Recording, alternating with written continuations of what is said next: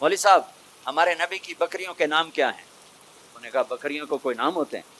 کہا ہوتے ہیں یا نہیں ہوتے، مجھے بتاؤ ہمارے نبی کی بکریوں کے نام کیا ہیں؟ کا نام ہوتے ہی نہیں، میں بتاؤں کیا؟ کوئی مسئلہ پوچھو۔ کہا یہ بھی مسئلہ ہے۔ کہا یہ مسئلہ نہیں ہے۔ کہا بات سن لے، تو مجھے ہمیشہ کہتا رہا کہ یہ تبلیغ والے نبی کو نہیں مانتے، میں ان کے مولوی کی تقریر سن کے آؤں، وہ ان کی بکریوں کو بھی مانتے ہیں، انہوں نے بکریوں کے سارے نام بتائیں، آئندہ اگر تو نے تبلیغ والوں کی مخالفت کی تجھے کان سے پکڑ کے باہر نکال دوں گا۔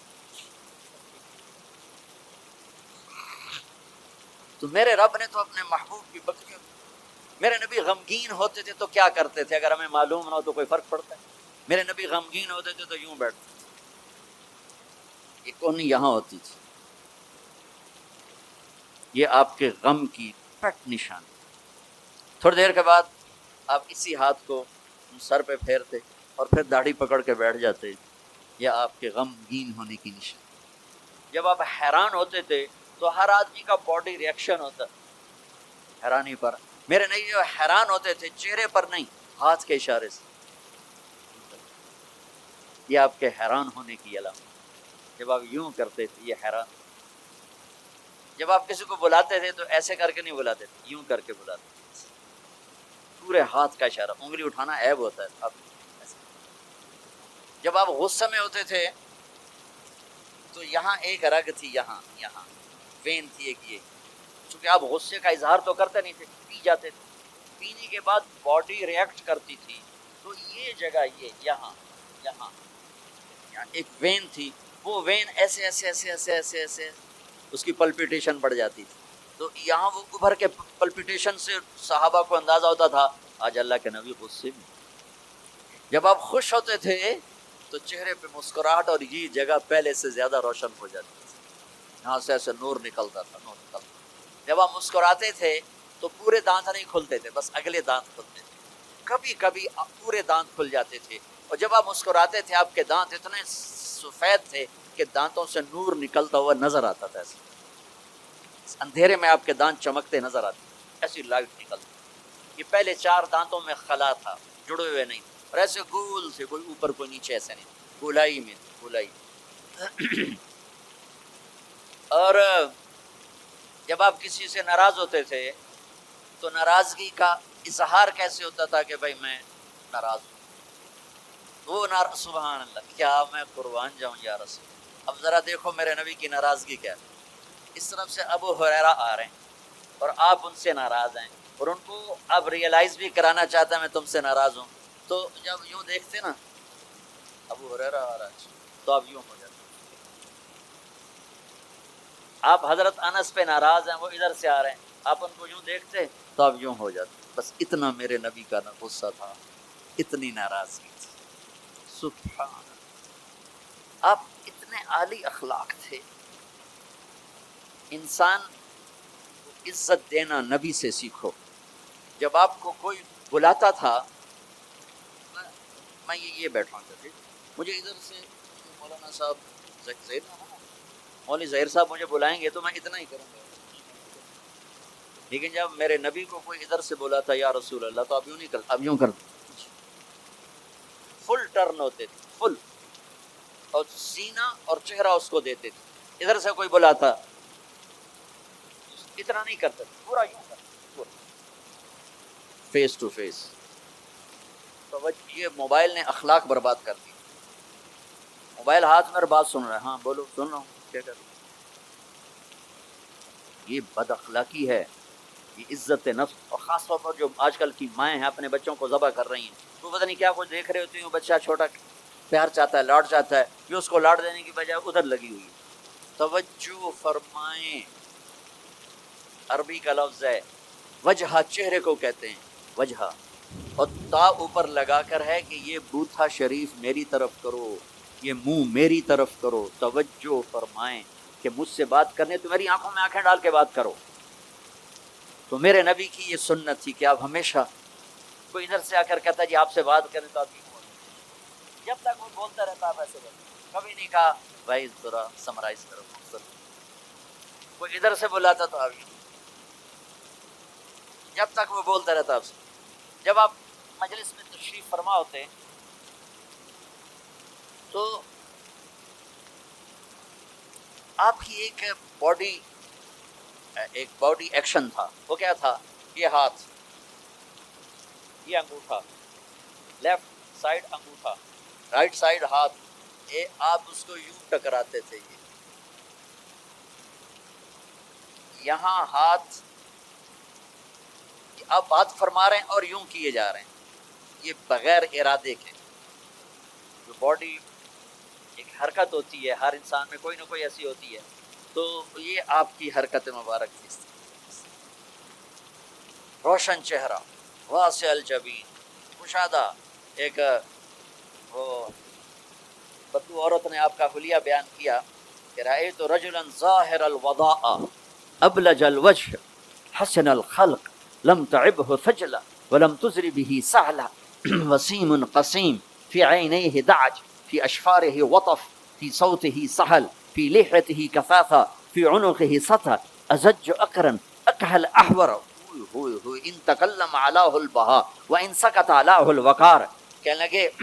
کہنے لگی اپنے خامند کو میں تمہیں کیا بتاؤں میں نے کیا دیکھا. مجھے یوں لگا جیسے 14ویں کا چاند کپڑے پہن کے زمین پہ ہی آ گیا. مجھے ایسے لگا جیسے 14ویں کا چاند ہی زمین پہ آ گیا ہے. ایسے حسین کے حسن غلام تھا، نہ پیٹ نکلا ہوا تھا. بہت سے لوگ پیٹ اتنا آگے ہوتا ہے، آپ سجے پاسے پیٹ کھبے پاسے، آپ کھبے پاسے پیٹ سجے پاسے، اور دھڑ دھڑ ایسے ہنس دھڑ دھڑ دھڑ دھڑ. ایسا اتنا پاگلوں کی طرح مت کھاؤ کہ یہاں پیٹ، خاص طور پر مولوی کا پیٹ آ گیا تو بہت ہی برا نظر آتا. کسی کا بھی پیٹ نکلا ہو، عورت کا پیٹ اور زیادہ برا نظر آتا. بھائی اتنا کھاؤ کہ زندہ رہنا ہے، ایسے نہ کھاؤ کہ تباہ کر دینا ہے. میرے نبی کا سینہ اور پیٹ برابر تھا، سب القصد سیدھا قد تھا. ازج الحواجب بھمیں بڑی گول، من غیر قرنین یہاں بال نہیں تھے. واسع الجبین ماتھا کشادہ. یطلال وجہ تلال القمر لیلۃ البدر 14ویں رات کے چاند کی طرح آپ کا چہرہ چمکتا. عظیم الہامہ سر بڑا تھا. رجل الشعر گھنگریالے بال تھے، نیم گھنگریالے. ان فرقت عقیقت و فرق و الا فلا، کبھی ایسے بالوں کو تقسیم کر کے کنگھی کرتے، کبھی سیدھا پیچھے لے جاتے، کبھی سیدھا پیچھے لے جاتے. جب کبھی آپ سر سے ٹوپی اتارتے تو آپ کے بالوں کی مانگ سے بھی روشنی نکلتی نظر آتی، نور نکلتا پھوٹتا نظر آتا. اما عائشہ اپنے سوئی سے کپڑا سی رہی تھی، سوئی ہاتھ سے گر گئی، اندھیرے میں نظر نہیں آ رہی. اتنے میں میرے نبی انٹر ہوئے، آپ کے چہرے کے نور سے سوئی چمکنے لگی. میرے عزیزو امت محمد بیٹھے ہو، میں نے صرف 2 ہی باتیں کی. ایک اللہ کو راضی کر لو، اس کو راضی کرنے کا طریقہ محمد مصطفیٰ کی غلامی ہے کہ محمد سے وفاتوں نے تو ہم تیرے ہیں. یہ جہاں چیز ہے کیا لوح و قلم تیرے ہیں. اتنا بڑا مجمع آئے ہو، میں ہاتھ جوڑتا ہوں، نماز نہ چھوڑنا. آج کے بعد نماز نہ چھوڑنا، کسی حال میں نہ چھوڑنا. اللہ تعالیٰ نے روزے میں فلیکسیبلٹی ہے. بیمار ہو چھوڑ دو، بعد میں رکھ لو. مسافر ہو چھوڑنا چاہو چھوڑ دو، بعد میں رکھ لیں. اتنے بیمار ہو کہ نہیں رکھے جائیں گے، چلو سارے ہی معاف کر دو. زکوٰۃ آج فرض ہوئی ہے، کل دے دو، پرسوں دے دو، اگلے مہینے، اس سے اگلے، اس سے سال کے اندر جب مرضی دے دو. حج فرض ہو گیا ہے، اس سال کر لو، اگلے سال کر لو، مرنے سے پہلے پہلے جب کر لو. لیکن نماز آ گئی، ان الصلاۃ کانت علی المؤمنین کتابا موقوتا. نماز نہیں ہل سکتی، اسے اپنی جگہ پہ ہی پڑھنا ہے. میرے نبی کے نواسے نے کربلا کے میدان میں نماز پڑھ کے پیغام دے دیا کہ زیر خنجر میں یہ پیغام سنایا ہم نے کہ موت سر پر کھڑی ہے، جنت کے دروازے کھل چکے ہیں. اور جنگ سے پہلے آنکھ لگ گئی، آنکھ کھلی تو ہنسنے لگے. بہن زینب نے پوچھا یہ کون سا ہنسنے کا موقع ہے؟ فرمایا اللہ کے نبی کو خواب میں دیکھا ہے، فرما رہے تھے بیٹا میں لینے کے لیے آ چکا ہوں. ان کے لیے تو جنت تیار ہو رہی، جنت کی سرداری کا تاج سر پہ رکھا جا چکا ہے. ابھی دودھ پیتے تھے ماں کا، اور پھر نماز کا وقت ہوتا ہے، اور اللہ کے نام پہ یہ وہ جنگ ہے ایسے نہ پہلے کبھی ہوئی نہ بعد میں کبھی ہوگی. نہ حسین جیسا آئے گا، نہ وہ جنگ کا نقشہ بنے گا، نہ ایسے مظلوم آئیں گے، نہ ایسا نقشہ بنے گا. لیکن جب نماز کا وقت داخل ہوا تو آپ نے شمر کو پیغام بھیجا کہ جنگ روکو، ہمیں نماز پڑھنی ہے. ان کا ہم جنگ نہیں روکیں گے، ان کا ہم نماز نہیں چھوڑیں گے. کہ تم ادھر آ ستمگر ہنر آزمائیں، تو تیر آزما ہم جگر آزمائیں. کہ تو تلوار چلا، میں نماز پڑھ، میں نبی کا نواسا ہوں، میں تمہیں نماز پڑھ کے دکھاؤں گا. تیروں کی بوچھاڑ میں، تلواروں کی جھنکار میں میرے نبی کے نواسے نے نماز پڑھ کے دکھائی، اور اپنے سارے ساتھیوں کو پڑھائی. اکیلے نہیں پڑھی، میں پڑھ لوں تھوڑی چھوٹی، سب کو پڑھائی. آدھوں نے نماز پڑھی، آدھوں نے جنگ کی، پھر آدھوں نے نماز پڑھی، آدھوں نے جنگ کی، اور عصر سے پہلے سب کے سر کٹ کے نیزوں پہ چڑھ چکے تھے. تو میں سارے اہل ایمان مجمع سے یہ جھولی پھیلا کے درخواست کرتا ہوں، جہاں سے بھی آئے ہو نماز نہ چھوڑ، اللہ کے واسطے کبھی چھوٹ جائے فوراً قضا دے دینا، سونے سے پہلے پہلے قضا دے دینا، اگر قضا دیتے رہو گے تو انشاءاللہ پھر پکے بھی ہو جاؤ گے، چھوٹ گئی تو چھوٹ ہی گئی، یہ نہ کرو، چھوٹ گئی تو قضا دے لو، کوئی بات نہیں، قضا ہو گیا، قرضہ ادا ہو گیا، انشاءاللہ معافی مل گئی، کرتے رہو گے تو انشاءاللہ نماز پکی ہو جائے گی۔ اس کے بعد ایک حدیث سنا دیتا ہوں، صرف ایک حدیث پہ عمل کر لو، ساری دنیا بھی آپ کی، آخرت بھی آپ کی۔ میرے نبی نے فرمایا اربع من کن فیہ ما درہ ما فاتہ من الدنیا، چار باتیں مجھ سے لے لو، دنیا بھی تمہاری، آخرت بھی تمہاری۔ صدق حدیث، ہمیشہ سچ بولنا، جھوٹ نہ بولنا، ہمیشہ سچ بولنا، جھوٹ نہ بولنا۔ حفظ امانت، کسی کو دھوکہ نہ دینا، کسی کو دھوکہ نہ دینا۔ سارے ایسے ترقی یافتہ ملکوں میں ہمارے انڈیا پاکستان کے نوجوان دھوکہ دیتے ہیں لڑکیوں کو، مقامیوں کو، کہ ان سے شادیاں کرتے ہیں پیپر بنا لیں، پیپر بنتے ہیں پھر بھاگ جاتے ہیں۔ میرے نبی کو بدنام نہ کرو، میرے نبی کو شرمندہ نہ کرو۔ ایک واقعہ لکھا ہے احسان دانش نے کہ دہلی میں جب انگریز کا راج تھا تو ایک یہ جو پک پاکٹ والا سردار تھا، اس کے آگے چیلے تھے، تو اس کا ایک چیلا، ایک شاگرد صرف 2 روپے لے کر آیا شام، تو اس نے اس کو پٹائی کی کہ صرف 2 روپے۔ اس نے کہا استاد آج بہت موٹا مال کمایا تھا، آج ایک انگریز کی جیب کاٹی تھی، میں بڑے پیسے تھے، لیکن جب میں 4 قدم چلا تو مجھے خیال آیا کہ قیامت کے دن اگر عیسیٰ علیہ السلام نے میرے نبی کو گلہ دے دیا کہ آپ کے امتی نے میرے امتی کی جیب کاٹی تھی، تو مجھے ان کی وجہ سے، میری وجہ سے میرے نبی کو شرمندہ نہ ہونا پڑے، تو میں نے جا کر اس کو واپس کر دیے اور یہ 2 روپے اپنے لیے کھسکا کے لائیں۔ تو وہ اس کا استاد بھی رونے لگا کہ بیٹا یہ 10 روپے تیرا آج کا انعام ہے، تو نے کمال کر دیا۔ تو میرے عزیزو، ایسا کام نہ کرو جس سے تمہارے نبی کو شرمندہ ہونا پڑے۔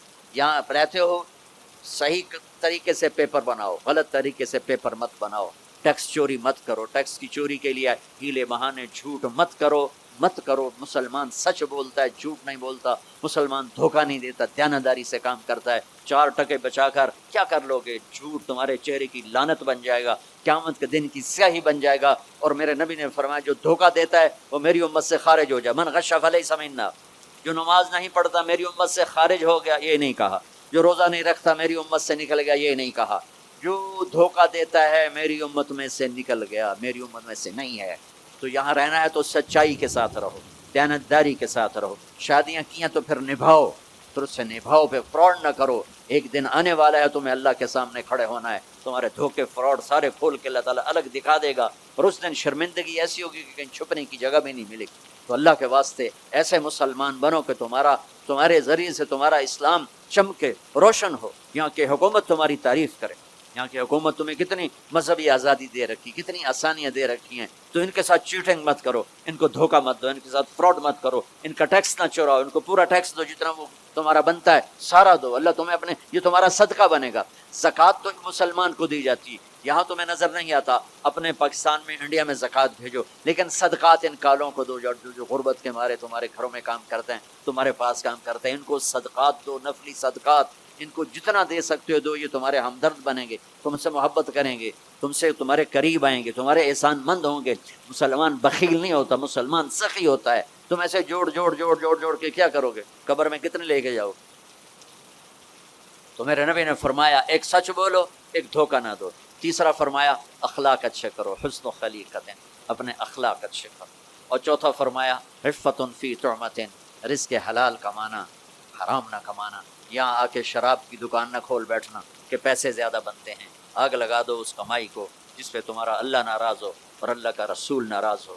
تمہارا ایک رینڈ جو حلال کا ہے تمہارے لاکھوں حرام کے رینڈ سے زیادہ اللہ کو محبوب اور پسند ہے، اور اس میں زیادہ برکت ہے۔ حرام کھا کے نہ کوئی سکھ کی نیند سوتا ہے، نہ سو سکتا ہے۔ اللہ کو بھولا کے نہ کسی نے چین پایا ہے، نہ پا سکتا ہے۔ یہ 4 باتیں آپ لے لیں، میں لے لیں، تو ہماری زندگی یہ بھی خوبصورت، وہ بھی خوبصورت۔ سچ بولنا، سچ بولنا، کسی کو دھوکہ نہ دینا، دیانتداری، اخلاق اچھے کرنا، اخلاق اچھے کرنا، رزق حلال کمانا۔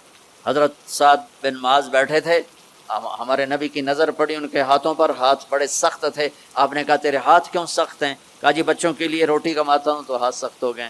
تو آپ نے ان کے ہاتھوں کو پکڑ کے بوسہ لیا ایسے، اور فرمایا بچوں کو حلال کھلاتے جو ہاتھ ایسا ہو جاتا ہے اس پہ جہنم کی آگ حرام ہو جاتی۔ ہماری تو کمائی، آپ کی کمائیوں میں سچ اور دیانتداری ہو تو اللہ کی قسم 24 گھنٹے نماز لکھی جائے گی. پانچ نمازیں نہیں لکھی جائیں گی، 24 گھنٹے کے سجدے لکھے جائیں گے. کام میں، جاب میں، شاپ میں، کاروبار میں، اپنی ملازمت میں اگر آپ سچائی اور دیانتداری والے ہو